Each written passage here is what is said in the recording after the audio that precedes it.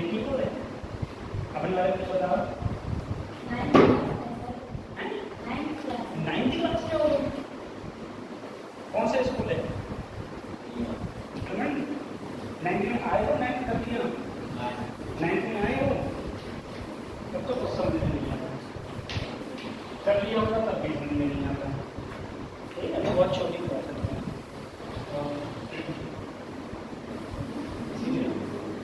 चलो एक प्रकार से बात बता रहे हो, साइंस में लिया है तो बच्चा में लिया, साइंस में लिया 9th क्लास में, तो गाँव के ही हो।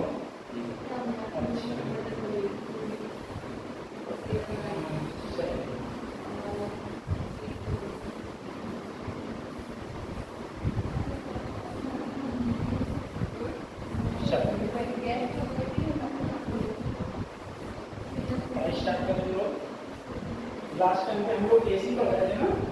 हाँ, लास्ट टाइम पे हम लोग एसी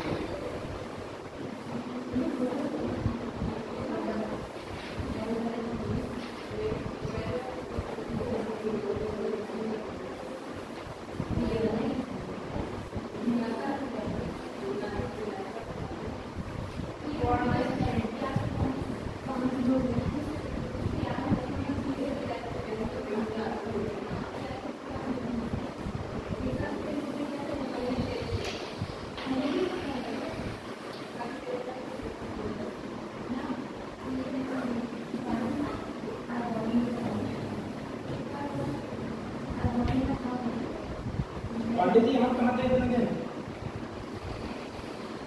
कहाँ ले लोगे बेटा? अच्छा, हाँ सही है, उनके पापा को फोन करना है।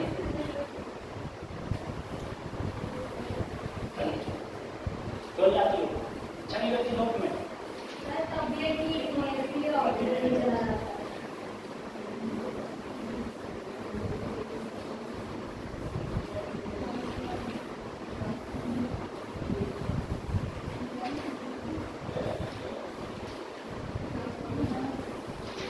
ट्रांसफॉर्मर, ठीक है।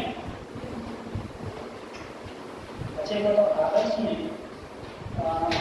12th में अगर लगाए जाए, जैसे 12th में बच्चे लगाए जाए, साइंस सेट के लगभग कितने बच्चे होते हैं 12th में? जो बच्चे आते हैं पढ़ने साइंस सेट, सिर्फ साइंस सेट,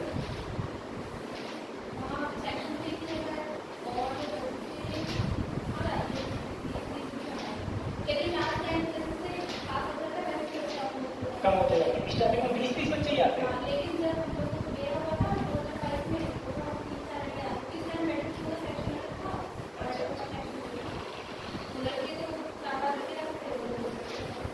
बाकी सब बच्चे कोचिंग जाते हैं, कोचिंग सभी बच्चे जाते हैं।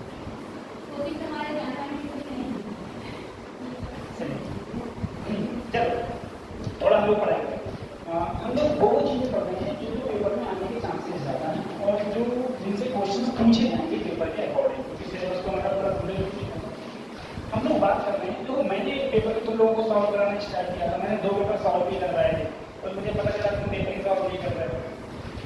यहाँ पर आके खाली ये देख रहे हो मैं चल गया है, और मैंने कहा हटाओ, इससे अच्छा कुछ तुम लोगों को नया पढ़ा दिया जाए तो ज़्यादा अच्छा। तो अगर मैं ट्रांसफार्मर की बात करूँ, हम लोग जानते हैं सबसे पहले ट्रांसफार्मर हमारा काम क्या करता है।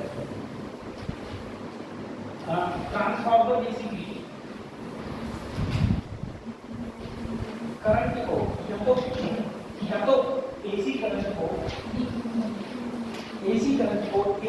में ही कन्वर्ट,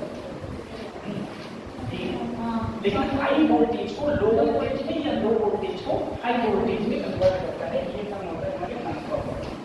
ठीक, अच्छा देखो जो हमारे हमने देखा होगा, जो हमारे ट्रांसफार्मर लगा हुआ है वो ट्रांसफार्मर जो भी हमारे पास रेगुलर ट्रांसफार्मर है उसमें तो जो लाइन आती है वो 11,000 वोल्टेज आती है, और 11,000 वोल्टेज जब वो ट्रांसफार्मर से निकलती है उसके बाद में ही तुम कड़िया डालते हो, कड़िया पहले करती थी कनेक्शन से जो तुम्हारी पाइप है वो तुम्हारे घर में उसके बाद जाती है। यानी कि जो लाइट आती है वो इनपुट अगर 11,000 की लाइट आती है और निकल जाएगी 230, तो उसे हम बोलेंगे स्टेप डाउन ट्रांसफार्मर। ठीक है, एक ट्रांसफार्मर क्या है, step up transformer. Step up देखो, जब हम लोग बचपन में थे, जब हम छोटे थे, अब तो ऐसा है नहीं, बेसिकली पहले तो देखा होगा लाइट पहले कम आती थी जब ब्लैक एंड व्हाइट टीवी हुआ करती थी। देखिए तो ब्लैक एंड व्हाइट टीवी तुमने बहुत नाटक देखे हैं उसमें, है ना? कौन से देखे हैं नाटक के नाम बताएं? तो उसमें तुम देखते थे जब लाइट कम आती थी तो हमारे पास एक स्टोर वाला होता था छोटा सा, और वो हम टीवी के ऊपर रखते थे, और जैसे ही लाइट कम आती थी हम उसे ऐसे ऐसे करते थे और उसमें लाइट बढ़ जाती थी, जिससे कि हमारा टीवी अच्छे से चलने लगता था। वहाँ पर क्या होता था, कम वोल्टेज आते थे उसे हम हाई वोल्टेज में कन्वर्ट कर देते थे, यानी कि वो है स्टेप अप ट्रांसफार्मर। सबसे पहले ट्रांसफार्मर की वर्किंग सुनो क्या होता है। देखो ऐसा है कि कॉइल्स होते हैं, जैसे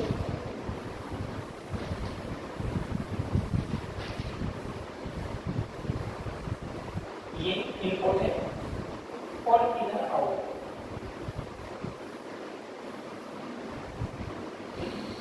बल्कि इससे बल्कि खुला रहता है।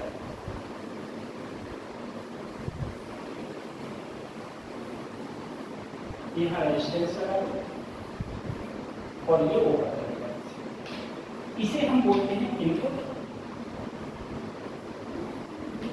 और ये है हमारा आउटपुट। इसे बोलते हैं हम लोग इनपुट कॉइल और इसे बोलते हैं आउटपुट कॉइल, या इसे हम लोग ये भी बोल सकते हैं प्राइमरी, और इसे बोलते हैं हम लोग सेकेंडरी।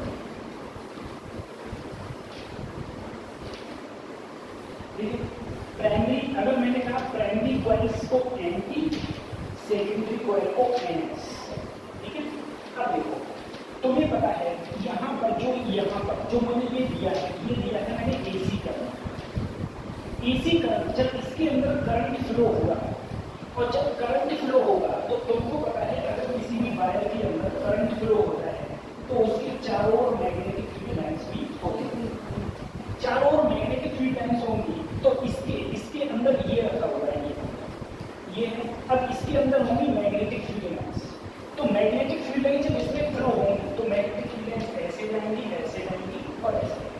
ठीक है, जितनी मैग्नेटिक फील्ड लाइंस यहाँ होंगी उतनी ही मैग्नेटिक फील्ड लाइंस यहाँ से होंगी। ये जो बना होता है, ये जो ट्रांसफार्मर बना होता है, ये फेरोमैग्नेटिक मैग्नेटिक से बना होता है।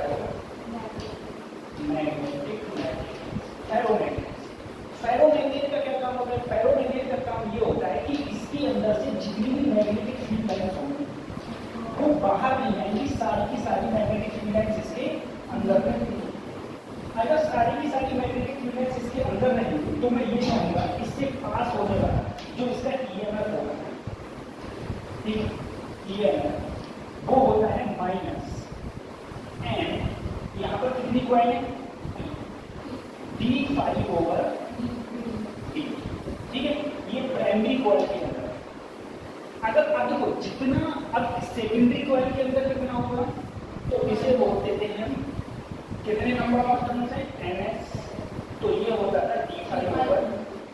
अगर इन दोनों को बटे करता तो dp/es बराबर np/ns। जब ये दोनों सेम इसीलिए हैं क्योंकि जितना फ्लक्स इससे पास होगा उतना ही फ्लक्स इससे पास होगा, यानी कि सर np/n dp/es बराबर np/ns। ठीक है, ये अब देखो, अब जरा इसमें एक बात समझे हम लोग। देखो अगर सिंपल सा हमें बस खाली ये याद करना है, यहाँ ep भी लिख सकते हैं हम लोग, EP/es बराबर np/ns। ये ठीक, अब जरा सुनो, मैंने तुमसे कहा था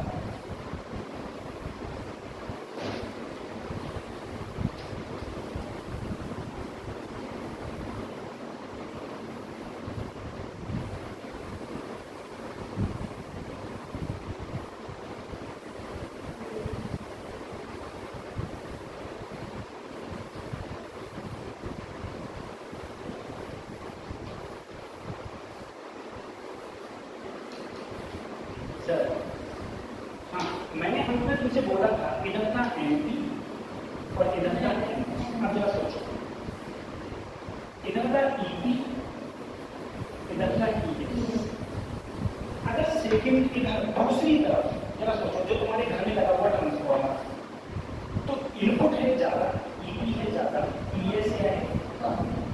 अगर मैं यहाँ से ईएस के लिए करूँ तो ईएस हो जाएगा EP into NS upon N. अब जरा सोचो, अगर एनपी की संख्या कम हो, ये नंबर ऑफ टर्न्स ही तो है प्राइमरी कॉइल में, अगर ये कम हो और ये जो है वो है ये ज्यादा हो, ये कम हो ये ज्यादा हो, तो वैल्यू ईपी से ज्यादा आएगी। कैसे? तो जरा सर एनएस बचा है नीचे एनपी, अगर ये संख्या कम होगी और ये संख्या क्या होगी ज्यादा, तो अगर हम कम में से ज्यादा को घटाएंगे तो वैल्यू और ज्यादा आएगी। तो इस मुझे ईएस ज्यादा कब मिलेगा? ईएस ज्यादा कब मिलेगा? देखो ईएस ज्यादा तब होगा ईपी से, क्या? जब एनपी की वैल्यू कम हो, किससे? एनएस। ठीक, इसका मतलब ये है सर ये ज्यादा है, इनपुट दो में कम मिले ज्यादा, तो इसे बोलेंगे हम लोग स्टेप ऑफ ट्रांसफर। ठीक है, स्टेप ऑफ ट्रांसफर।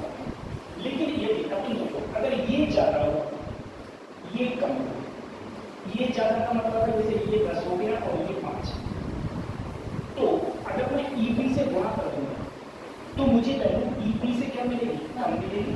तो देखो 0.5 हो गया, 0.5 की इससे गुणा करेंगे तो ये पहले से क्या हो जाएगा? कम हो जाएगा।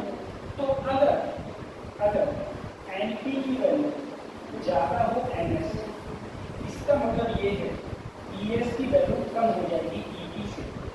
इसे हम लोग बोलते हैं स्टेप डाउन ट्रांसफॉर्मर। एक स्टेप ऑफ ट्रांसफॉर्मर, एक स्टेप डाउन। ये चीजें तुम याद करना, कुछ याद ज्यादा नहीं करना है। सबसे पहले ये वाला याद करते हैं और इससे तुम ऐसे निकाल सकते हो कि कौन सा स्टेप ऑफ ट्रांसफॉर्मर रहेगा और कौन सा स्टेप डाउन ट्रांसफॉर्मर रहेगा। ये चीजें तुम ऐसे निकाल सकते हो। ठीक है, ये चीज। उसके बाद इससे मैं कुछ चीजें तुमको रिक्वायर कर रहा हूँ। जैसे हम लोग डायमेंशन की अगर बात करें, यूनिट एंड डायमेंशन, इनसे क्वेश्चन पूछेगा। ठीक है, यूनिट एंड डायमेंशन, एक डायमेंशन जरूर रहेगा और मैं जो यहाँ पर करवा रहा हूँ ना तुम देख लेना, उसमें से ही तुम्हें एक नई डायमेंशन मिल जाएगी, ऐसी रखी हुई है। सबसे पहले अगर मैं डायमेंशन की बात करूँ, सबसे जो लोएस्ट डायमेंशन है, सबसे कम डायमेंशन, सबसे पहले तो ये याद रखो कि फंडामेंटल यूनिट्स कौन कौन से? फंडामेंटल यूनिट्स ये याद रखना। फंडामेंटल यूनिट कौन सी होती है? फंडामेंटल यूनिट वो होती है जिनसे सारी यूनिट मिलके बनती है। जैसे फंडामेंटल का वो मास का क्या होता है? एम। लेंथ का, लंबाई का है, टेम्परेचर का थीटा या फिर केल्विन। ठीक है, उसके बाद में समय का टी, समय का टी, और एम्पीयर करंट का एम्पीयर। फिर क्या होता है? मोल। मोल होता है अमाउंट ऑफ सब्सटेंस। इंटेंसिटी का कैंडेला, 1 2 3 4 5 6 7 7 फंडामेंटल यूनिट्स है। ठीक है, 7 फंडामेंटल, जितनी भी यूनिट है सब इससे मिलकर बनती है। अब जरा देखिए कैसे बता। ठीक है, चलिए तुम बताओ वेलोसिटी कितना होगा? वेलोसिटी फार्मूला बताओ वेलोसिटी। डिस्टेंस का क्या होता है? टाइम का। सही है। एक्सेलरेशन का बताओ, त्वरण का। त्वरण का फार्मूला बताओ, त्वरण का कैसे लिखोगे? त्वरण एक्सेलरेशन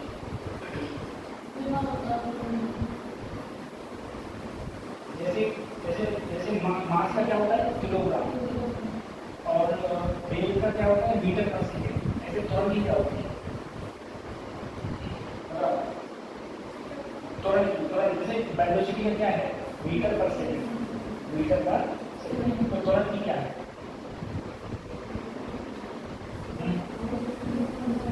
वेलोसिटी अपॉन टाइम या मीटर पर सेकंड की स्क्वायर? मीटर पर सेकंड की स्क्वायर।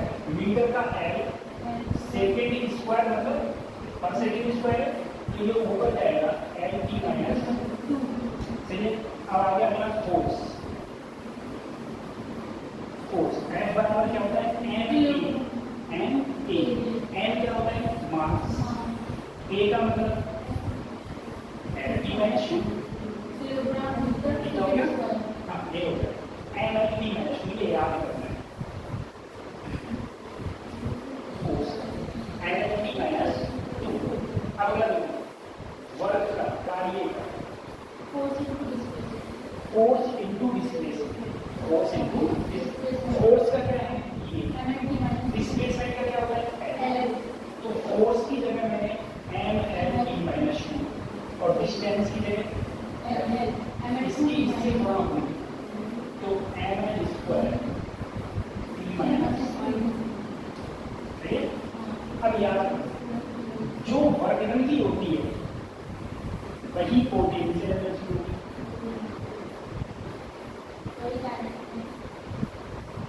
वही काइनेटिक एनर्जी होगी। काइनेटिक एनर्जी वही टोटल एनर्जी होगी। जितनी एनर्जी है सारी की सारी एनर्जी, चाहे स्प्रिंग की पोटेंशियल एनर्जी ये, स्प्रिंग की काइनेटिक एनर्जी ये, ठीक है? जितनी एनर्जी है सबकी यही, ठीक है? एनर्जी जितनी जो वर्क करती है वही इन सबकी होगी, ठीक है? अच्छा, उसके बाद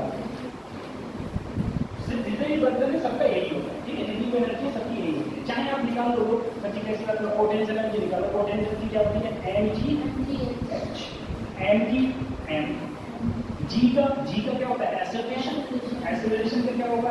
एल टी माइनस और एच का एल, एल से एल मल्टीप्लाई होगा M L square T minus U, M L square T minus U. तो सारी की सारी एनर्जी का वही रहेगा, ठीक है? सही। दूसरी चीज, एक चीज और है जो पिछली बार पूछी गई थी, तो एक होता है प्लेन एंगल, एक होता है सॉलिड एंगल।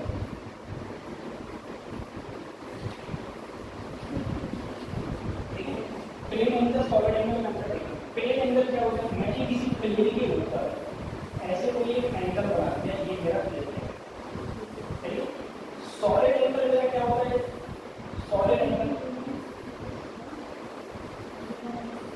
ये सॉलिड एंगल ऐसे कोण नहीं होता है, कोण ऐसे कोण नहीं होते, ऐसा नहीं होता है। तो कोण का जो भी एंगल है ये कौन सा है? ये वाला कोण का जो एंगल है ये हमारा सॉलिड एंगल, ठीक है? और ये कौन सा है तुम्हारा? ये है तुम्हारा प्लेन एंगल, ठीक है? अब देखो मुझे बताओ प्लेन एंगल का फार्मूला क्या होता है? प्लेन एंगल का फार्मूला हम लोग जानते हैं। हाँ, अब तक प्लेन एंगल मैं भूल गया, तो मैं एक बात जानता हूँ, कोई सर्कल का त्रिज्या क्या है? ये दूरी क्या होगी? 2 पाई। 2 पाई, ये परिधि तो परिधि क्या है? 2 पाई ये क्या है? ये परिधि है, यानी कि ये दूरी है।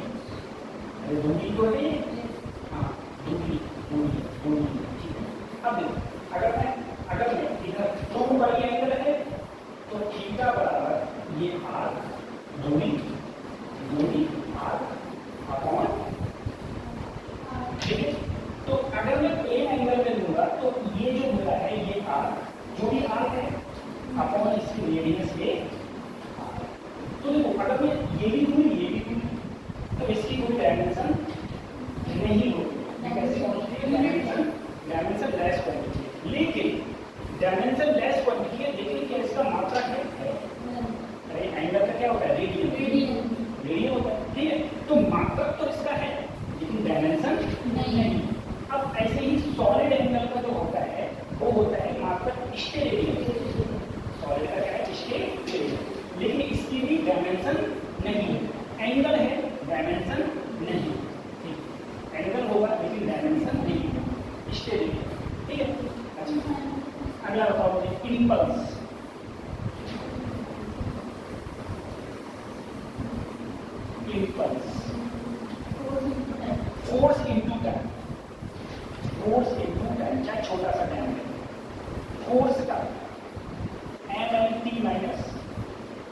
एम का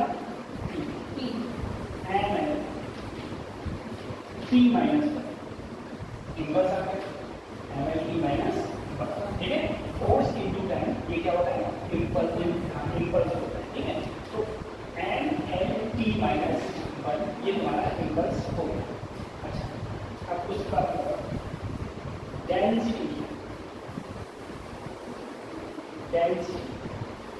डेंसिटी का काम क्या होता है, मास बाय वॉल्यूम, वॉल्यूम क्या होती है, लंबाई चौड़ाई ऊंचाई, मास का हो गया एम, वॉल्यूम का हो गया एल, तो एम एल की पावर माइनस, ठीक है, एम एल की पावर माइनस 3 किलो, ठीक।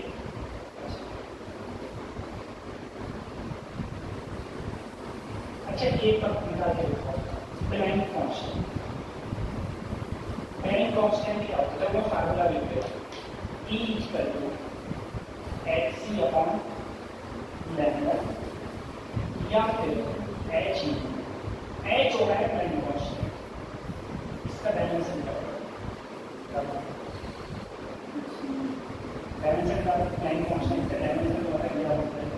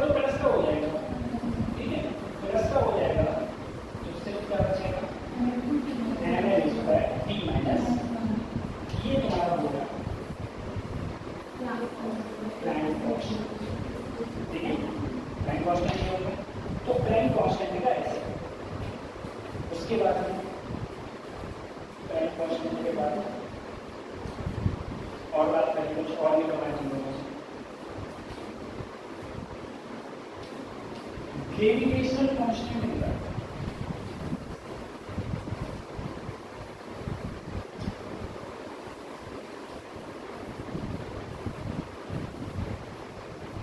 ग्रेविटेशन कांस्टेंट होता है जी, दोनों फार्मूला मिल रहा है, F equal to G n1 n2 upon r, gravitation constant ये है, ग्रेविटेशन कांस्टेंट का क्या है,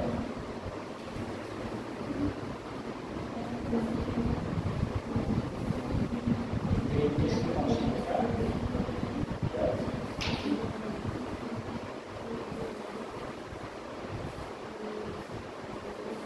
सबसे पहले देखो अगर मैं जी का निकालूं तो F R square m1 into F का हो जाएगा M L T minus R की हो जाएगी एल स्क्वायर, इसका भी एम और इसका भी एम स्क्वायर। अगर ये ऊपर जाएगा तो M minus one L, L दो और एक ये एल थ्री टी माइनस या ग्रेविटेशन कांस्टेंट, ठीक है, ये ग्रेविटेशन कांस्टेंट का डायमेंशन है। चलो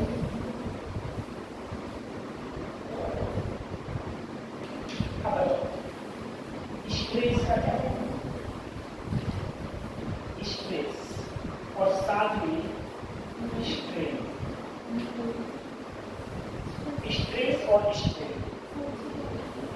तो स्ट्रेस होता है sir force upon area, strain होता है डेल्टा एल अपॉन एल। अब फोर्स का क्या है एम एल माइनस 2 एरिया का एल स्क्वायर। अगर ये ऊपर जाएगा एम एल माइनस 1 माइनस, तो डेल्टा एल का भी एल और इसका भी एल, तो ये डायमेंशन लेस क्वांटिटी। अगर कोई डायमेंशन लेस हो तो एम स्क्वायर एल स्क्वायर ऐसे ही लिख सकते हैं, ठीक है। सबके ऊपर क्या आ जाएगा 0 0 0।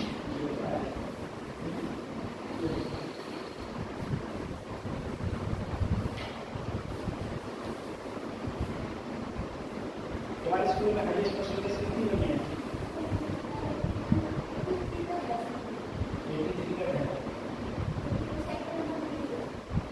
सेकंड नंबर पर कितनी आपकी?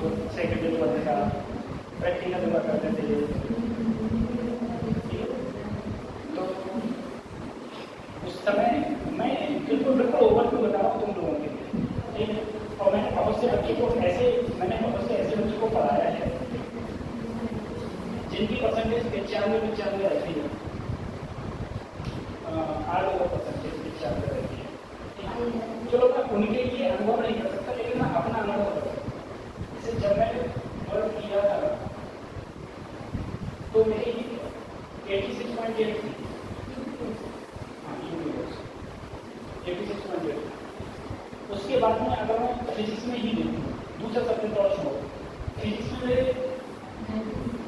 96, ठीक है, फिजिक्स में मेरे 96 थे।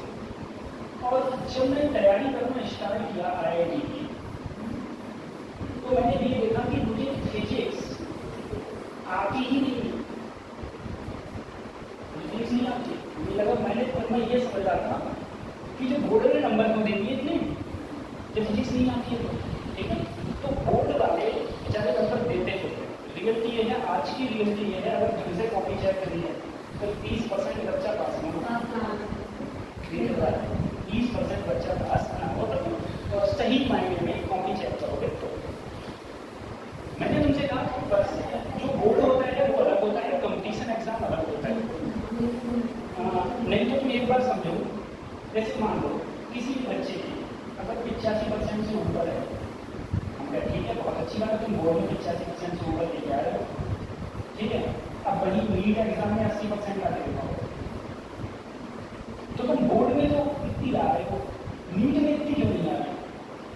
इसका मतलब ये है कि ये एग्जाम का जो लेवल होता है वो ऊपर होता है, समझे? तभी तो नहीं आ रही है, नहीं तो आ जाती। तो और इसका जो लेवल रहता है वो थोड़ा बहुत ऊपर नहीं रहता है, काफ़ी ज़्यादा ऊपर रहता है, ठीक है। तो काफ़ी ज़्यादा इसका ऊपर है, तो इससे मतलब कर रहा हो कि किसी की परसेंटेज कम है, किसी की परसेंटेज ज़्यादा है, तुम्हें बस करना है कि तुम चुपचाप तैयारी करते रहो और लग रहो, ठीक है। तो अगर किसी बच्चे की परसेंटेज कम है तो वो ये नहीं है कि परसेंटेज कम है मेरा क्या मेरा नहीं, ये सब नहीं, परसेंटेज अलग मैटर होता है। और मैंने बहुत से बच्चे ऐसे देखे उनकी परसेंटेज कम है, पढ़ाई में अच्छी करते हैं, बहुत से बच्चे ऐसे देखे उनकी परसेंटेज ज़्यादा है।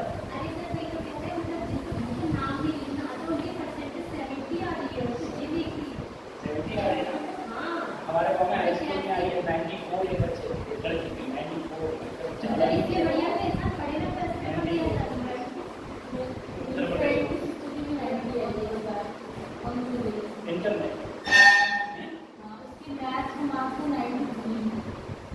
अच्छा जितने अच्छा लगा नहीं तो ज़्यादा अच्छी बात है। चलो ठीक बताओ ये हो गया।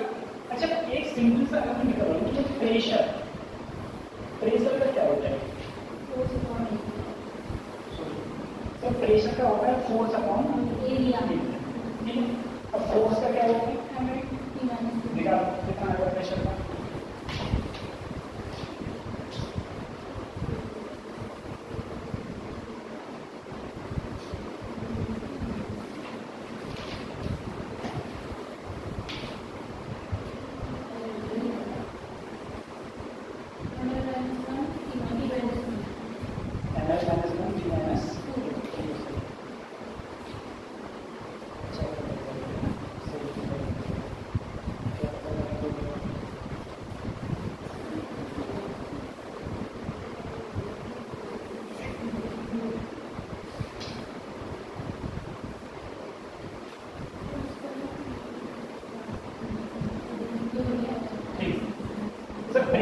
फोर्स का होता है angle T minus two, area होता है एल स्क्वायर, तो M L minus one T minus T.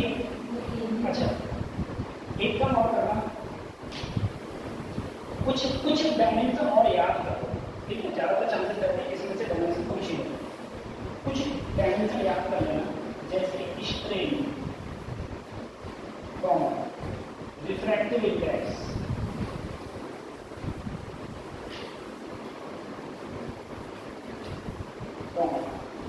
relative density,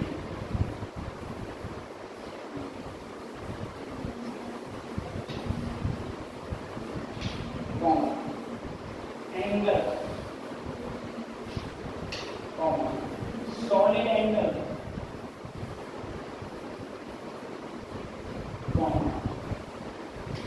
phase, distance gradient,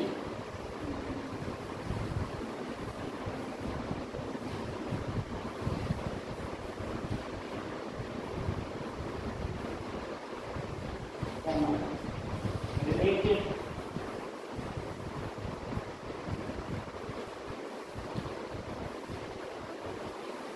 permeability, relative permittivity,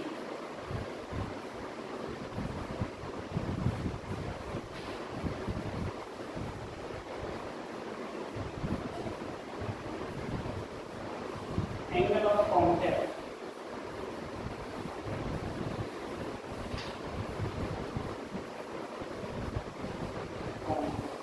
Reynolds number cut चुका है,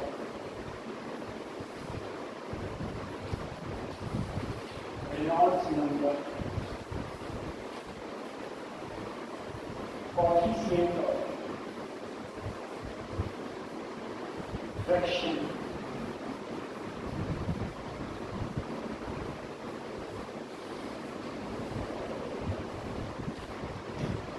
ठीक है?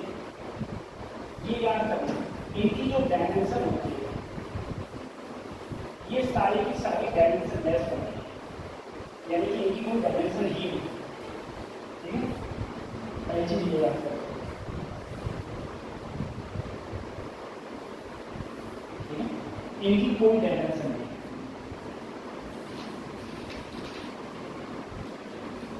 पूछा जाएगा इनकी का डायमेंशन रहेगा, सबको याद रखना है M0 L0 T0, यानी कि ये डायमेंशन लेस क्वांटिटीज सर्फेस।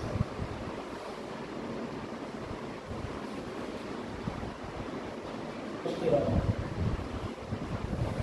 कुछ चीजें और याद करें, ठीक है? जैसे चार्ज का बताओ, चार्ज की डायमेंशन क्या होता है?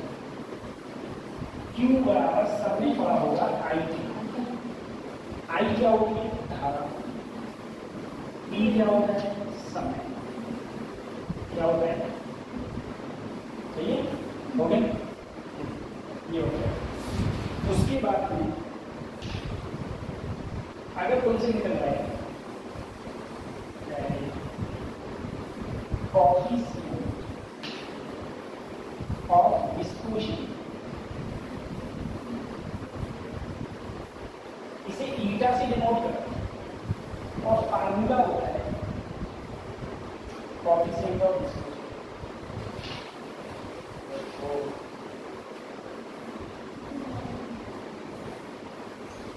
कोफिशिएंट ऑफ विस्कोसिटी का फार्मूला होता है F is minus eta A DV over DX, ठीक है, ये फार्मूला होता है।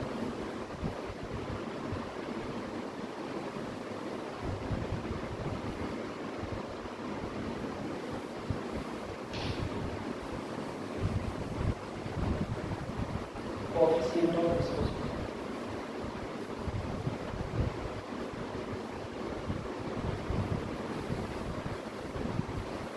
ये फार्मूला सही है। निकाल इसका ईटा का निकालना है।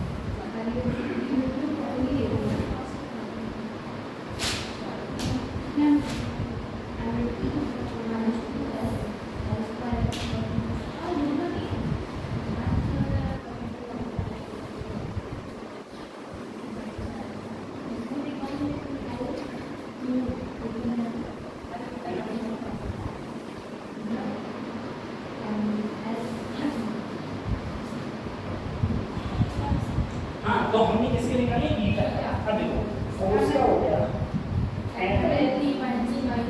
ठीक है, ईटा हमने निकाला, माइनस से कोई मतलब नहीं। एरिया हो गया वेलोसिटी का होता है LP माइनस 1 और डिस्टेंस का हो गया L। भाई डीएस तो क्या होगा सही। अब देखो इस एक L से ये गया, एक L से ये गया, ये दोनों आएंगे नीचे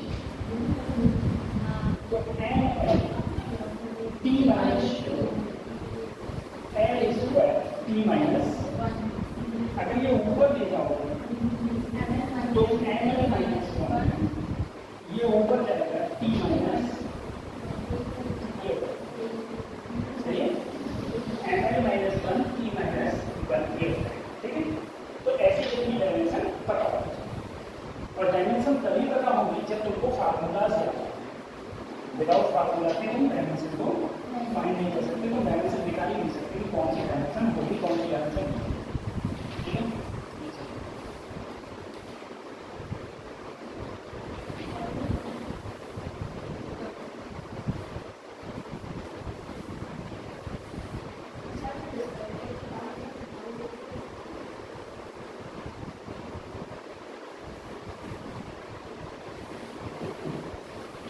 देखो कुछ क्वेश्चन ऐसे भी आएंगे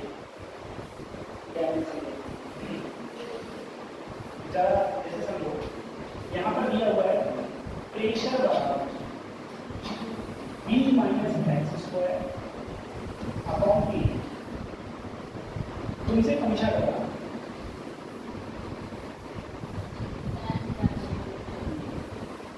डायमेंशन और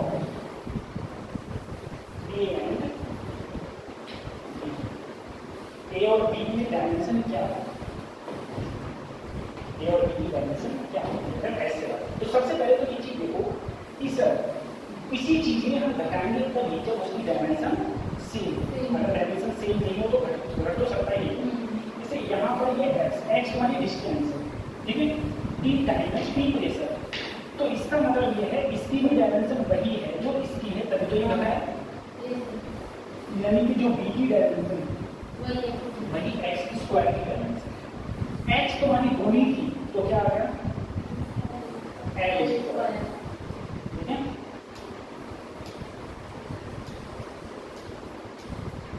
तो ये हो गया एल स्क्वायर। अब मैं देखो, अगर मैं पी ए की निकालूं तो ए की डायमेंशन क्या होगी, तो इधर देखो ए टी को अगर मैं लिखूं ए टी, तो ए टी बराबर ये ऐसे में रहेगा और नीचे पहुंच जाएगा, ठीक है। अब देखो सर ये भी एल स्क्वायर, ये भी एल स्क्वायर, लेकिन डायमेंशन करके वही रहती है जो पहले थी। जैसे मान लो तुम 2 किलोग्राम है तो 1 किलोग्राम बचा दोगे तभी तो 1 किलोग्राम ही बचेगा, तो वही है। तो इसकी तो डायमेंशन सर वही हो जाएगी एल स्क्वायर। प्रेशर की होती है फोर्स पर यूनिट एरिया। अभी मैंने निकलवाया था फोर्स का क्या था M L P minus 2, area का था एल स्क्वायर, तो यहाँ से आया था M L minus 1 P minus 2, सही है। और निकालना किसकी सर ए, तो नीचे क्या रहेगा टी, नीचे क्या पहुंच गया टी, नीचे तो जाएगा नीचे गया। अब देखो अगर मैं इसको ऊपर ले तो एल स्क्वायर ऐसे एल ऊपर गया -1, एल ऊपर गया +1 और टी -1 जो ऊपर जाएगा तो किसका हो जाएगा प्लस। ये डायमेंशन आ गई ए की, ये डायमेंशन है बी की, ये डायमेंशन ए की है, ये डायमेंशन बी की।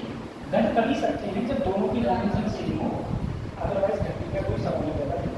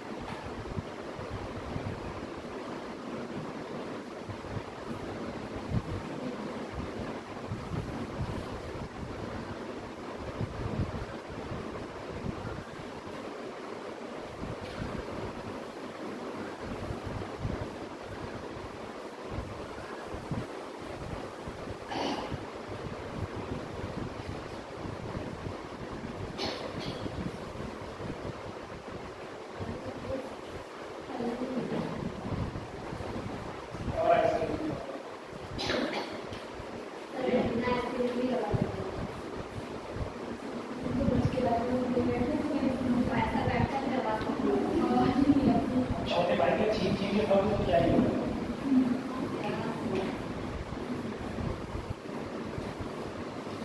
ये है ठीक है। इसमें तुम बताओ ए बी सी डी की डायमेंशन क्या है, ये डायमेंशन पूछा ए की बी की सी डी और इसकी डायमेंशन।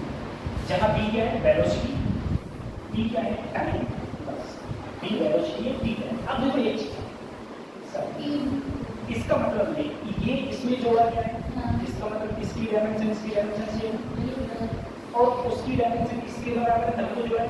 यानी कि सर जो ए की डायमेंशन है वही बी की डायमेंशन है और वही सी बटे बी प्लस टी की डायमेंशन है, ठीक है। अब देखो सबकी डायमेंशन सेम है तो सबकी जोड़ की जो डायमेंशन है वही किसकी डायमेंशन है बी की डायमेंशन, सबकी डायमेंशन है सेम। अब सोचो बी की डायमेंशन क्या होगी, B velocity L T minus, सही है। देखिए क्या देखो बी टी टी हो गया टी और ये है एल टी माइनस 1, ये नीचे जाएगा तो ऐसे ही जब ऊपर जाएगा तो वो माइनस हो जाएगा, यानी कि एल टी माइनस ऐसे, ठीक है। अब तुम यहाँ पर सर जो बी और टी ये आपस में क्यों जोड़ी, क्योंकि जो डायमेंशन बी की है वही डायमेंशन टी की है, दोनों की सेम डायमेंशन। अब देखो सर अगर मैं लिखूं सी बटे सर इस टी की टी है तो इसकी भी टी, दोनों की डायमेंशन जोड़ के भी क्या है टी है और ऊपर है एल टी माइनस 1। ये जब उधर जाएगा तो C L T minus 1 into T, इसके ऊपर प्लस है, ये कट जाएगा तो सी की सिर्फ डायमेंशन क्या बची बी की डायमेंशन वही बोल रहे बी की, यानी कि बी की डायमेंशन क्या है? 3 हो गया। तो ये आपस में जुड़े, आपस में तभी जुड़े हैं तो दोनों की डायमेंशन क्या है? सेम। ठीक है, ये ऐसे होगा। तो इसके और भी इस टाइप के डायमेंशन के क्वेश्चन आएंगे तो एक बार और चेक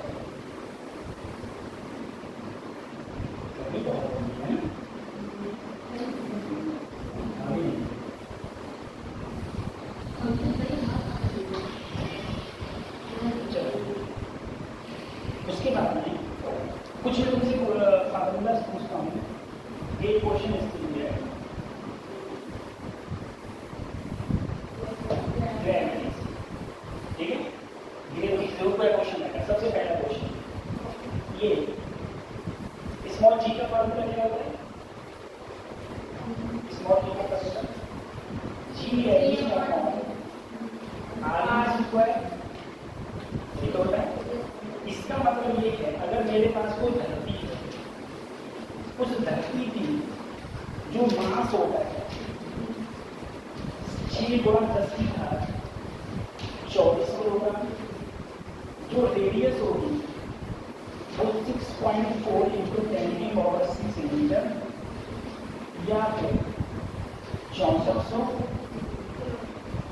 पृथ्वी की रेडियस ठीक है 6 × 10⁻24 के जो किलोग्राम ये जो रेडियस होगी वो 6400 किलोमीटर एक बार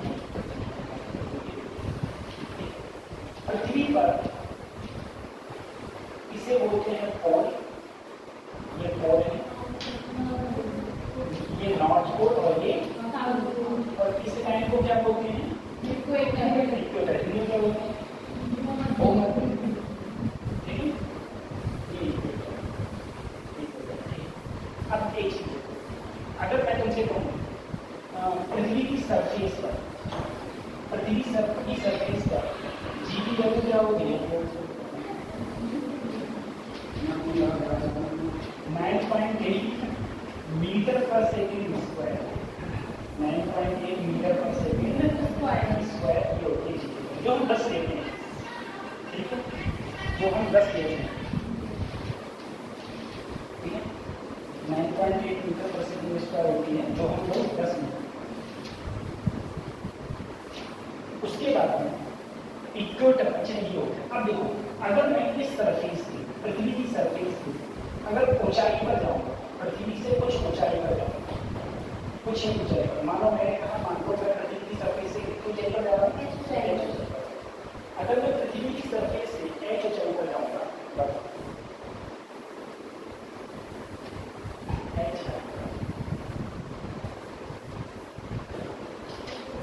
बताओ बस h हाइट पर जाने पर जो जी की वैल्यू होती है वो क्या हो जाती है?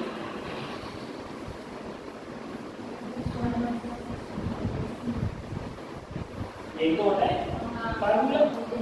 ये तब मैंने लिखवाया था 300 किलोमीटर से लिखवाया था 500 किलोमीटर, 300 किलोमीटर से ऊपर जाओगे तो ये फार्मूला है, और 300 किलोमीटर से नीचे रहोगे तो ये है। ठीक है, और अगर मैं धरती की गहराई पर जाऊंगा, धरती की गहराई पर तब वहां पर जो जी की वैल्यू होगी, जी डैश वो हो जाएगी जी 1 - h हाँ डी हो जाएगी। ठीक है, 1 - डी अपॉन, ठीक है, ये फार्मूला हो जाएगा 1 - डी अपॉन आर, ये फार्मूला हमारा। अब देखो अगर मैं इसका ग्राफ पर एक तरफ मैं जी हूं, कुछ भी जो मेरा जी चेंज हो रहा है, एक तरफ मेरा दो है। अगर मैं अर्थ के सेंटर पर होऊंगा तो कितनी गहराई पर होऊंगा? बी की वैल्यू क्या होगी? क्या होगी? ठीक है, चलो यहाँ पर जो हमने सोचा है तो उसे बच्चे पकड़ने वाली वो आती है, वो बैठा भी ले जाते हैं, वो बैठा के पकड़ और छोड़ती नहीं। सही, इसका कुछ मत निकाले, मैडम बहुत मेहनत से है। तो ये है सोना मना है, मतलब कौन आ जाएगा? बच्चे पकड़ लिया नहीं गाया तो आगे जाएंगे। सही है। अब देखो, अगर मैं इसके सरफेस के सेंटर पर जाऊँ, सेंटर पर जाऊँगा कितनी गहराई पर? डी है, डी गहराई पर जाऊँगा तो मुझे तो इसकी जो जीरो है इसकी वैल्यू होगी वो जीरो हो जाएगी, और जैसे जैसे सरफेस पर आऊँगा मैक्सिमम हो जाएगी, मैक्सिमम होगी सरफेस पर, और उसके बाद में फिर ये घटी चली जाएगी। ठीक है, ये जो एक चीज पता है तुम लोगों को, एक चीज पता है धरती के बारे में? मैं तुम्हें थोड़ा बताऊँ। जो धरती होती है, अगर तुम धरती को क्या करो, ऐसे ये गोल धरती है, ठीक है, जैसे गोल तरबूज होता है, ये गोल तरबूज नहीं खाया? अच्छा नहीं लगता। अच्छा, ये बोले कि नहीं, वही बात है,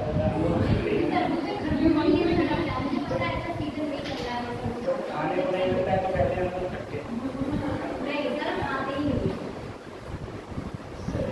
सर्दी में फुर्सत ही नहीं मिलती कि ये बोल लेना है। रहने दो। घर पे रखा होता तो वहाँ भी प्लेट में जो खटा रखा होगा तो मैं आपका फोटो सेंड करूँगी, तब आपको बिलीव होगा कि हमें सही नहीं लगेगा कि तुम हर पड़ोसी के घर जाओ और उससे पूछो तुम्हारे यहाँ का तरबूज आ जाएगा, मतलब मान सकते कि हाँ है। बेटा हम पांडे जी को अच्छी तरीके से जानते हैं, सही है, लोग बेचारे कोई बात नहीं, नहीं तो आने से लेकर जाते तो लिया हम सही से कह देंगे। ठीक है,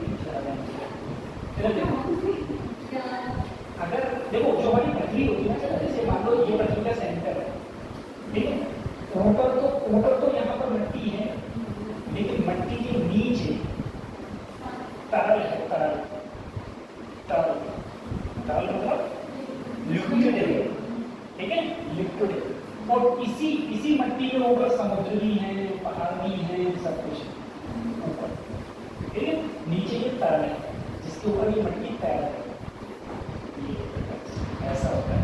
तो अर्थ के सेंटर पर जाना सोचो मत, कभी जा ही नहीं सकते, कोई सवाल ही पैदा नहीं करता है। ठीक है, लेकिन अगर साइंटिस्ट को भी कहा अर्थ के मैं सेंटर पर पहुंच गया, सेंटर पर अर्थ के पहुंच गया तो कितना होगा? जी की वैल्यू 0। ठीक है, अच्छा अब एक बात सोचो, अर्थ का मास कितना होता है? जो हमने सोचा अर्थ का मास कितना होता है ना, मास और कितना होता है ना, बोलो 6 × 10 की घात 24 किलोग्राम, ये होता है। ठीक है, अर्थ का मास मतलब इतना होता है। चलो सही सकते तो ठीक है। और एक चीज सोचोगा, मैं तुमसे कहा था, मान लो क्वेश्चन में पूछेगा तो क्वेश्चन सर मैं जब अर्थ की सरफेस पर, मान लो अर्थ की सरफेस पर कोई बंदा था तो कोई चीज थी, तो वो कितना था? 100 न्यूटन। अगर वो आधी हाइट पर पहुंच गया, आधी हाइट, अब यहां पर उसका वेट कितना होगा? पहले वेट कितना था? 100। आधी हाइट पर वेट क्या होगा? तो 100 प्लस कैसे निकालेंगे ऐसे क्वेश्चन को? तो वही देखो, अब मैं ऊंचाई पर जाऊं तो ऊंचाई पर जाऊं तो जी पे चेंज करता हूं, जी बटे 1 प्लस आई का। देखो इधर भी एम से गुणा, इधर भी मास कभी चेंज नहीं होता है। ठीक है, सिर्फ जी चेंज होती है तो वेट चेंज होता है, मास कभी चेंज नहीं होता। अब देखो यहाँ पर एम जी क्या है? वेट है। एम जी तब है जब मैं धरती के सरफेस पर, और धरती के सरफेस पर कितना है? 100 1 प्लस एच कितनी हाइट पर? आई बटे आई का होगी, ये करेंगे 1 और 1 कितना रहता है? 2 का स्क्वायर 4, 4 का देखो करेंगे तो 1 बचा, 1 प्लस 1 2 का स्क्वायर 4, यानी कि कितना आ जाए? 25 न्यूटन। ठीक है, यही तो वजन आया, हाइट पर आया 25 न्यूटन।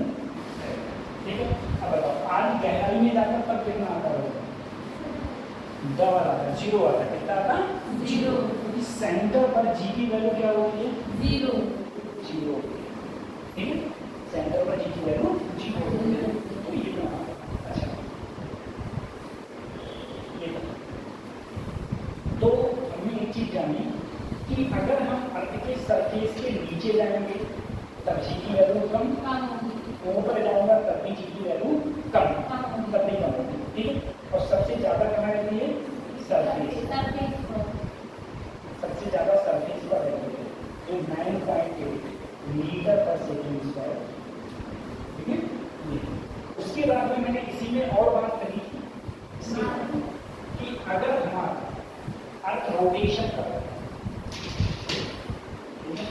अर्थ रोटेशन कर रहा है, यानी कि अर्थ अपनी एक्सिस पर घूम रहा है, अर्थ अगर अपनी एक्सिस पर ओमेगा से घूम रहा है तो ये इक्वेटर से कोई एंगल ले लिया मैंने थीटा।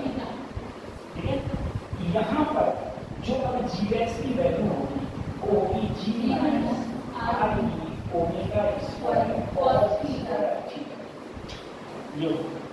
ठीक है, यानी कि सर सबसे कम वैल्यू कहाँ पर होगी? सबसे कम वैल्यू इक्वेटर, क्योंकि इक्वेटर पर थीटा की वैल्यू जीरो, इक्वेटर पर थीटा की वैल्यू जीरो, और थीटा जीरो तो सिर्फ जी एस का फार्मूला बचेगा, जी माइनस आर,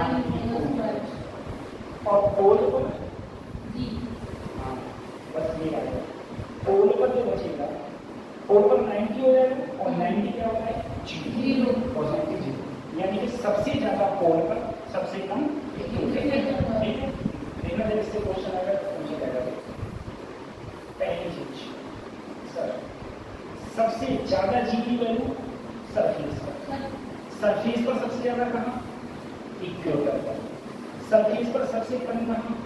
सॉरी इक्वेटर, पोल पर सबसे ज्यादा, इक्वेटर पर सबसे कम। सर यहाँ सबसे ज्यादा, यहाँ सबसे कम, तो अगर मैं ऐसे आऊंगा तो जी की वैल्यू कम होगी, और ऐसे जाऊंगा तो जी की वैल्यू बढ़ेगी। सरफेस से अंदर जाऊंगा जी की वैल्यू कम होगी, और सरफेस से बाहर जाऊंगा जी की वैल्यू कम होगी।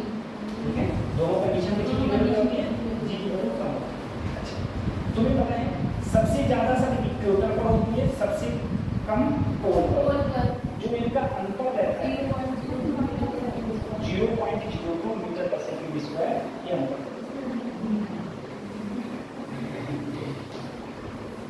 आपने स्कूल में देख रहे हो?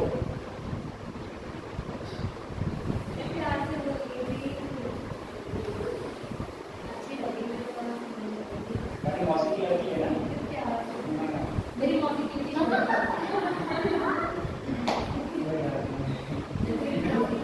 जल्दी बना कर जी, इक्वेटर माइनस जी पोल 0.02 मीटर पर सेकेंड स्क्वायर, ये होता है। अच्छा, अब क्वेश्चन स्टार्ट करें। ये हो गया, ये तो पता होना चाहिए है ना। अब एक चीज और देखो, मैंने तुमसे कहा अर्थ मेरा इतनी तेज घूमे, एक ऐसा क्वेश्चन रहता है, अर्थ इतना तेज घूमे कि जितने लोग इक्वेटर पर रह रहे हैं सब मास लेस हीट करें, यानी कि वजन है नहीं। ठीक है, मास लेस हीट कब करेंगे? जब यहाँ पर जी की वैल्यू इक्वेटर पर कितना हो जाए? जीरो। इक्वेटर पर जी की वैल्यू, अब देखो इक्वेटर पर जो जी का फार्मूला होता था वो G S equal G minus R omega, ये होता है। अगर मैंने कहा कि जीरो हो गया तो इसका मतलब ये है आर ओमेगा स्क्वायर उधर जाके प्लस का, और इधर रह गया जी, ओमेगा स्क्वायर बराबर जी अपॉन आर, ओमेगा बराबर under root G upon R. ठीक है, तब तुम्हारे टाइम पीरियड का फार्मूला होता है T equal to 2 pi by omega. Omega बराबर क्या है? Under root G upon R. तो जब ये ऊपर जाएगा under root R E upon G. ठीक है, आर की वैल्यू रखो और जी की वैल्यू, सबकी वैल्यू जब रखोगे तो आंसर आएगा 84.6 मिनट, या फिर इसे हम लोग लिख सकते हैं 1.4 आवर। 1.4 आवर, ठीक है, 1.4 आवर, ये 84.6 मिनट, ठीक है, इतना इतना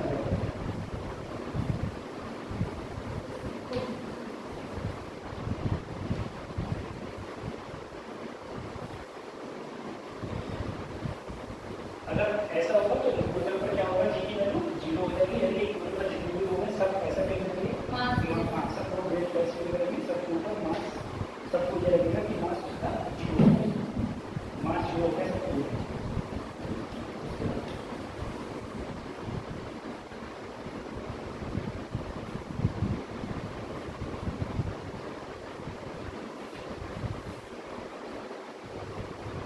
उसके बाद हम लोग पढ़ेंगे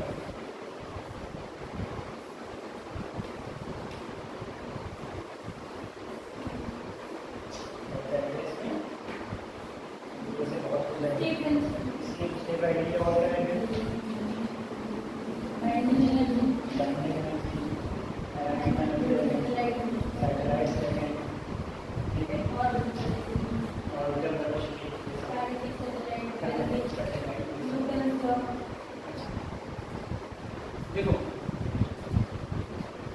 एक चीज और थी कि अगर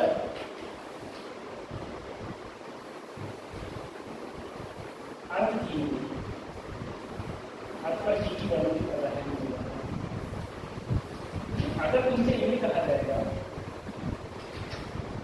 कि मान लो मैं कुछ गहराई पर हूं, मैं आरी वाली की गहराई पर हूं, तो वहां पर जी डैश की वैल्यू क्या होगी, अगर कुछ ना कुछ तो जी की वैल्यू होगी। अगर अर्थ से मैं गहराई में जाऊंगा तो जी डैश का जो फार्मूला बनेगा वो 1 माइनस डी अपॉन, तो जी ऐसे ही बी की वैल्यू हो गई आर की अपॉन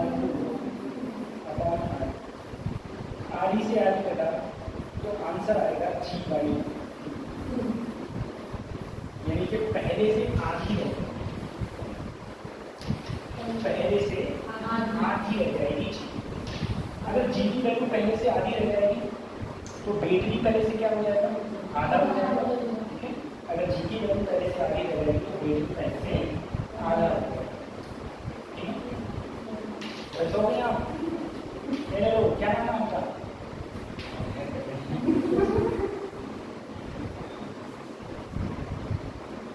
नाम क्या है आपका,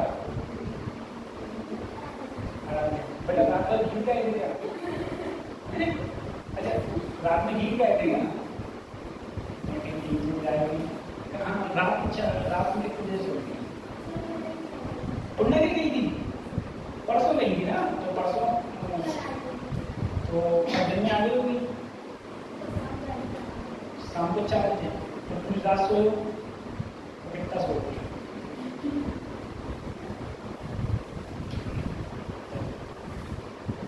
सोना मत करा लो, समझे, सोना नहीं चाहिए, नींद आती है लोग कहीं पर भी जाते हैं, लेकिन सोना नहीं चाहिए बेटा, सोने से सोना हो जाता है, जिंदगी जियो, ठीक। अच्छा देखो बेटा सो मत, बिल्कुल मत सो, ठीक है, हमने तुम्हें फार्मूला बताया नहीं, तुम आए नहीं, तो हम तुम्हें बताते कितना तुम लॉस करते हो सो गए, अरे तो तुम लोगों को तो 5 से 6 घंटे बहुत होते हैं, 5 से 6 घंटे नहीं सोना चाहिए, बहुत कितना सो 5 से 6। अब आपकी दिक्कत क्या है, आपकी दिक्कत ये आप क्लास में भी तो आपको नींद आएगी, अभी धज्जा के नींद हो जाएगी, तो तुम ले लो तो नींद नहीं आएगी, सही बात है, या मुझे बोल लगता है ये घर तक नहीं सोती है, नहीं सोती है, घर तक नींद नहीं आती, वही है सोना वाला नहीं बिल्कुल सो क्या है सोने को क्या है, देखो अच्छा एक बात बताओ, पढ़ाई में क्या होता है, एस के वेलोसिटी क्या होता है, बताओ तो बताओ, एस के वेलोसिटी क्या होती है, एस के वेलोसिटी क्या है, पानी की एस के वेलोसिटी क्या है, अच्छा पानी की अर्थ की रेडियस क्या है? अर्थ की रेडियस त्रिज्या क्या है?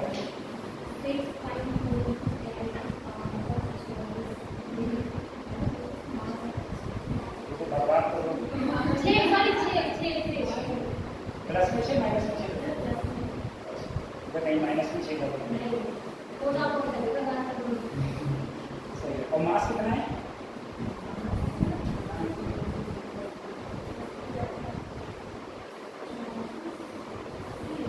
6 गुना 24 किलोग्राम। देखो ऐसे वेलोसिटी का होगी, तुम यहाँ से किसी चीज को फेंको और वो अर्थ के एटमॉस्फेयर से बाहर निकल जाए, कभी जिंदगी में वापस ना। अगर तुमने कहीं से भी फेंका ऐसी एक वेलोसिटी √2g ये जो पृथ्वी से होती है 11.2 किलोमीटर ये होती है ऐसे। ठीक है, तो कोई चीज फेंकी पृथ्वी पर वापस ना आए तो उसे हम क्या बोलते हैं? ऐसे। ठीक है, अब बताओ ऐसे वेलोसिटी क्या होती है? हेलो, ऐसे वेलोसिटी क्या होती है? हेलो, नहीं पता? ऐसे वेलोसिटी क्या होती है? वापस ना आए, वो मिनिमम वेलोसिटी जो अर्थ की सरफेस से तुम कहीं हो तो वो कभी वापस ना। बताओ ऐसे वेलोसिटी क्या होती है?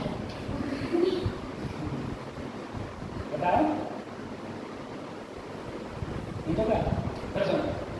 वह मिनिमम वेलोसिटी जो अर्थ की सरफेस से किसी बॉडी को दी जाए तो वो कभी अर्थ की सरफेस पर वापस ना। उस वेलोसिटी को हम बोलते हैं एस्केप वेलोसिटी। एस्केप वेलोसिटी को हिंदी में बोलते हैं पलायन वेग। हिंदी में बोलते हैं पलायन। ठीक है, इसे डिनोट करते हैं। तो ऐसे भी कह सकते हो √2g आ रही है मेरा, चलिए कोई दिक्कत नहीं। 2 ऐसे ही g को लिख सकते हो g स्क्वायर और इधर आर एक आर से स्क्वायर है तो इसे ऐसे भी लिख सकते हो √2g ठीक है, तो ये भी ऐसे वेलोसिटी का फार्मूला, ये भी ऐसे वेलोसिटी का फार्मूला। एक चीज और है ऐसे वेलोसिटी के साथ मैं अर्थ की सरफेस से चाहे मैं किसी चीज को ऐसे लिखूं, चाहे मैं किसी चीज को ऐसे लिखूं, चाहे मैं ऐसे भी लिखूं, कैसे भी लिखूं। ठीक है, एंगल पर डिपेंड नहीं करती है, वेलोसिटी 11.2 किलोमीटर पर सेकेंड ही चलेगी। अच्छा एक चीज तुम लोगों ने धरती देखी, तुम लोग जरा एक बार समझो, जो मानो मेरे पास धरती में हमारा भारत ऐसे करके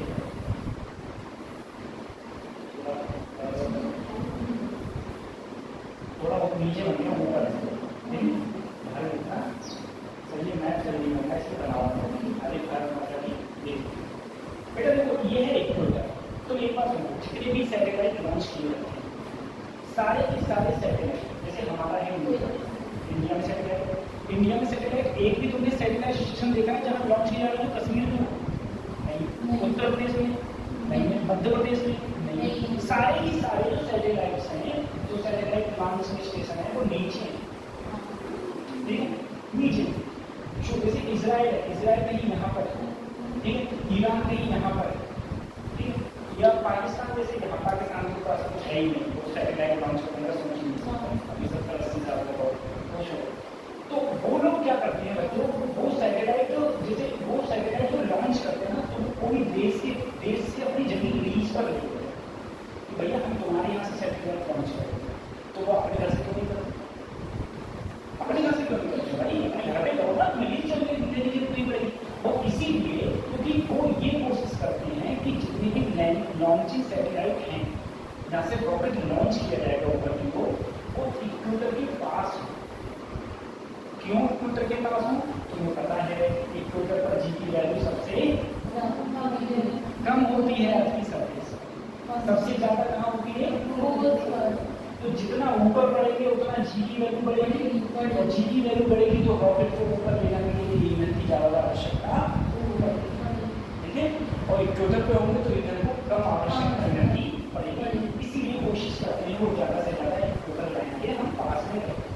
इक्वेटर लाइन के पास में है, ये इसका मेन। अच्छा, जो हमारी अर्थ होती है,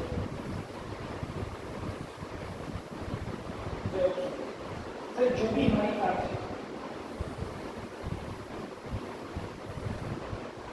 अर्थ क्या हमारी ऐसी है, अर्थ हमारी कैसी है,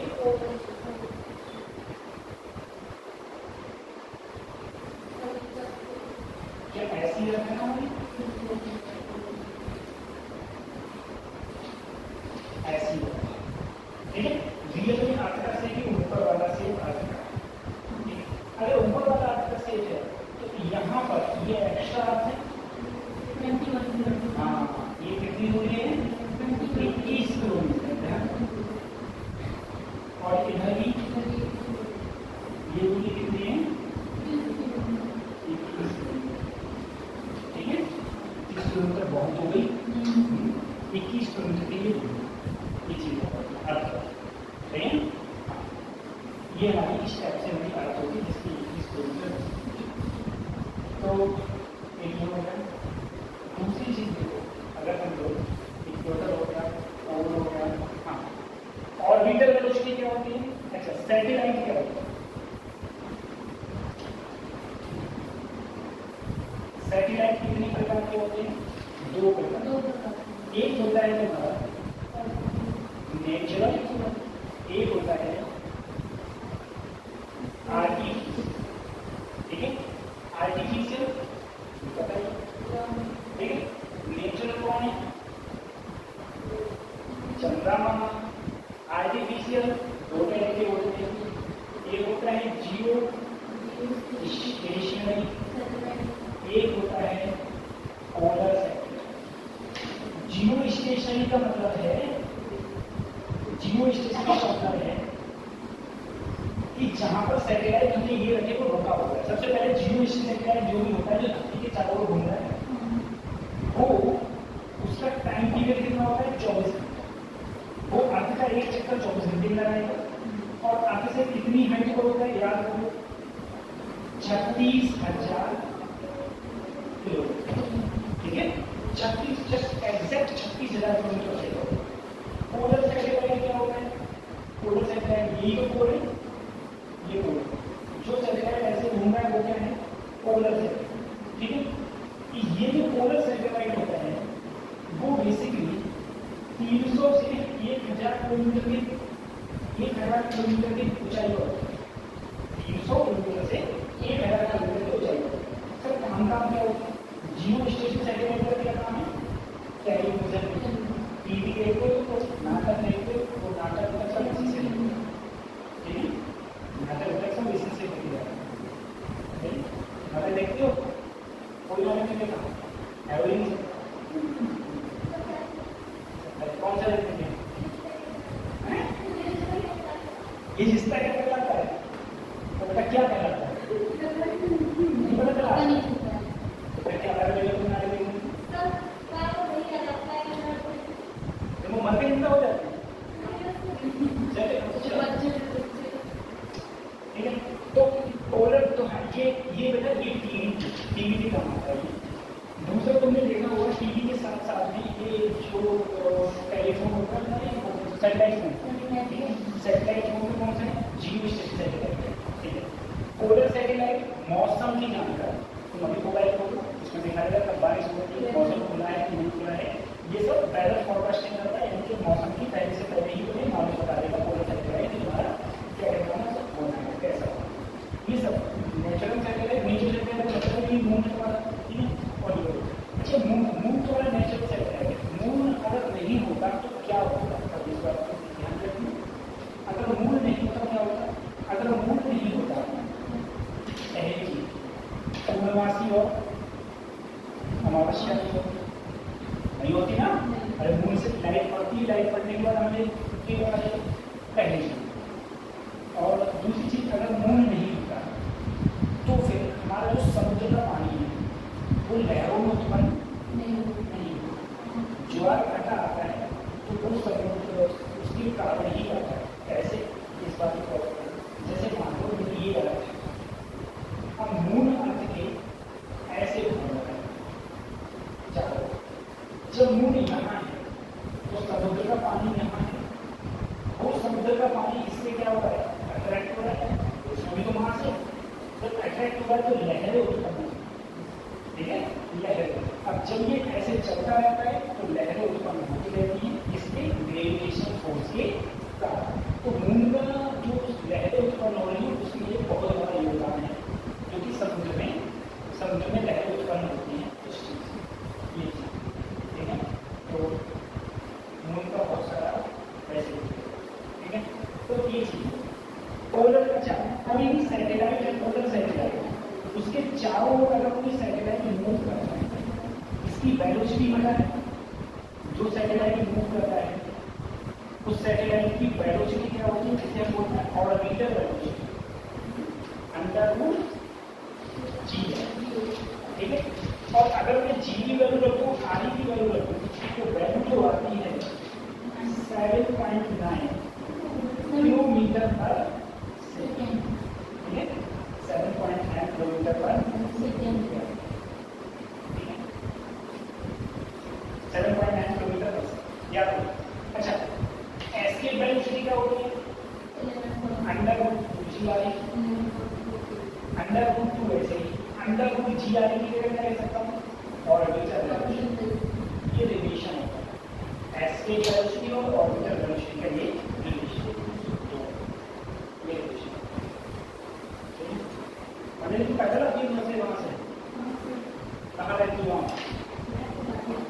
राजीव कॉलेज से पैदल आती हूँ, कहाँ से, तो कल होगी वहाँ से,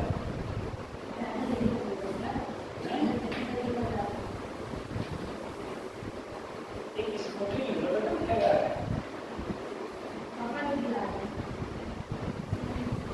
पूरा कॉन्फिडेंस, हाँ वही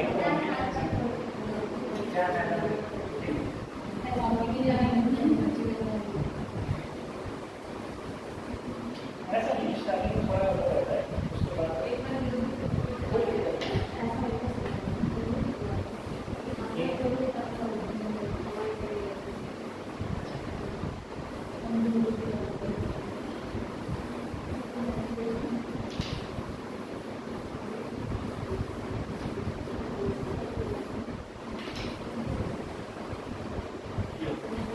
इस सैटेलाइट की एक बात हो जाता है ना, अगर मैं ये कहूँ ये सैटेलाइट धरती के करीब पास में, धरती के करीब पास का मतलब है अगर ये एच बहुत कम हो आर, ठीक है, तो जो टाइम पीरियड का फार्मूला है वो वही होगा, अंडररूट आर अपॉन जी, या फिर 84.6 मिनट, या फिर 1.4, ठीक है, 84.6 मिनट, या फिर 1.4 आवर, ठीक है,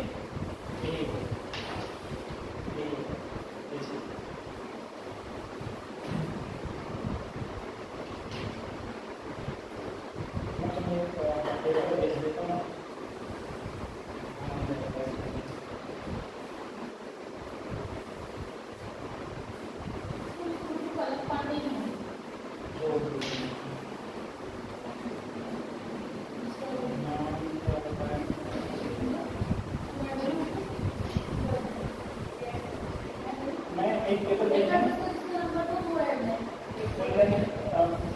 पेपर है, ठीक है, उसका आंसर भी साथ में लिख, तो आप लोग सबसे पहले इसे करें, सबसे पहले सॉल्व बायोलॉजी को करें, बायोलॉजी का फिजिक्स केमिस्ट्री करें, और देखना पड़ेगा बच्चे वहाँ से आ रहे हैं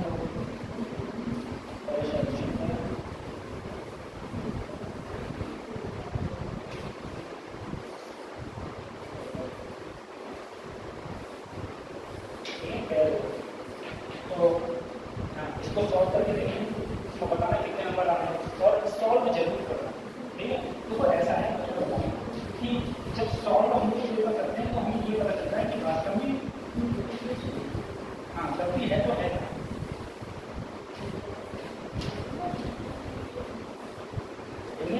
जब हम लोग पेपर सॉल्व करेंगे तो हमें ये पता चलता है कि हम लोग मिस्टेक कहाँ जाएंगे और कहाँ बचेंगे, और कुछ अच्छा ही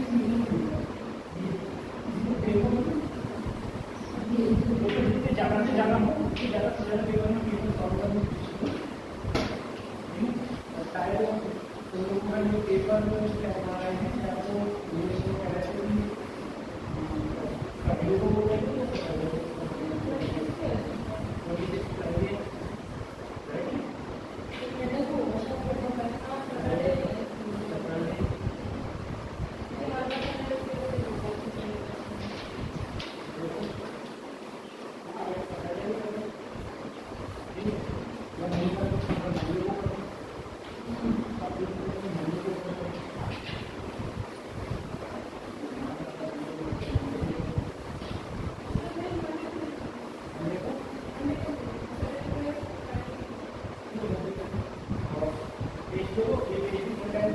और ऐसे पेपर होते जैसे मैंने आज टाइम नहीं किया तो वही पेपर भेजना, फिर ऐसे पेपर होते जैसे मैंने आज टाइम नहीं किया देखिए ना आपसे और क्वेश्चन सॉल्व करो।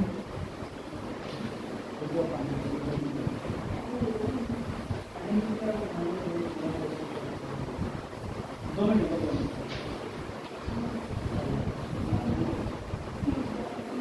तो क्वेश्चन सॉल्व करना ज़्यादा से ज़्यादा। और मैं अच्छा मैं कल भी एक पेपर हो गया और भी तुम लोग 5-6 पेपर फुल टाइम भी हो गए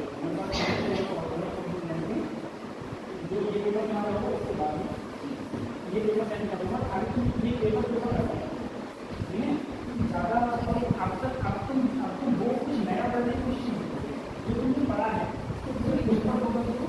जो तुम्हारे नोट्स करने को नोट्स को देखो, नोट्स में क्या क्या पढ़ा क्या करते हैं उस चीज़ को पढ़ने की कोशिश करो, उसको करने की कोशिश करो ज़्यादा ऐसा मतलब है।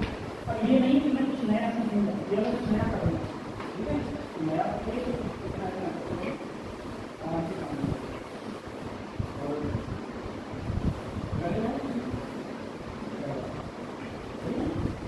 और पेपर देने के बाद में आपको मैं आंसर की तुम्हारी डाल दूँगा। आप लोगों को पेपर देंगे